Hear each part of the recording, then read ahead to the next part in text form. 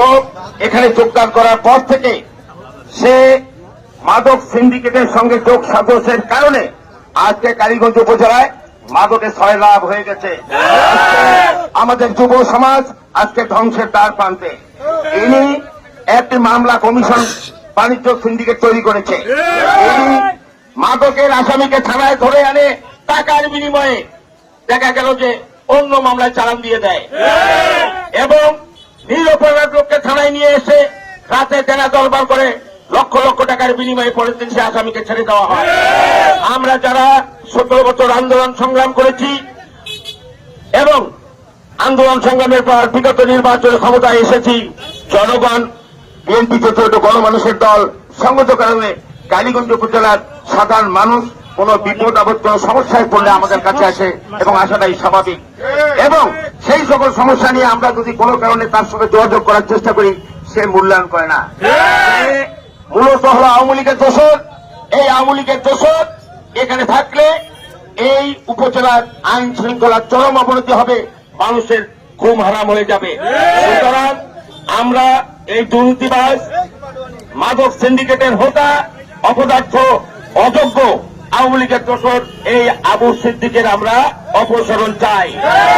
আজকে আমি এই মানববন্ধনের মাধ্যমে পুলিশ সুপার মহোদয় লালমনিরহাট, ডিআইজি মহোদয় রংপুর, আইজিপি মহোদয় ঢাকা এবং স্বরাষ্ট্রমন্ত্রী মহোদয়ের দৃষ্টি আকর্ষণ করে বলছি, বিএনপি একটি গণমানুষের দল।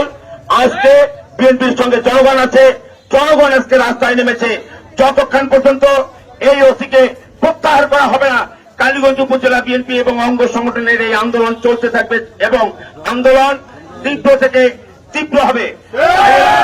এই এতটাই দুর্নীতিবাজ এই ওসি, সে আওয়ামী লীগকে গ্রেপ্তারের নাম করে বিএনপির কমিটিভুক্ত নেতাদেরকে গ্রেপ্তার করে টাকা দেওয়া দরবার করে। যদি টাকা দেওয়া না হয় তাকে সন্ত্রাস বিরোধী আইনে মামলা দিয়ে জেলে পাঠানো হয়। কয়েকদিনে বিএনপির 3-4 জন নেতাকর্মীকে গ্রেপ্তার করা হয়েছে। গত পরশুদিন বাংলাদেশ জাতীয়তাবাদী মৎস্যজীবী দলের সহ সাংগঠনিক সম্পাদক রমজান আলী হিস্টিং কোরল ইউনিয়নের, তাকে গ্রেপ্তার করা হয়েছে। আমরা তার কাছে জানতে চেয়েছি, সে কোনো সদুত্তর পায় নাই। সে বলে উপরে অর্ডার।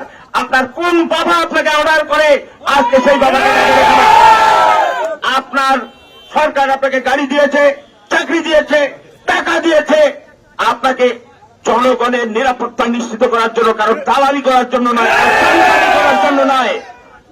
আপনার জনগণের টাকায় ফুয়েল ব্যবহার করে আপনি চামচামি করে হুইসেল মারি বেড়ান, এইসব নোংরামি আপনাকে বন্ধ করতে হবে।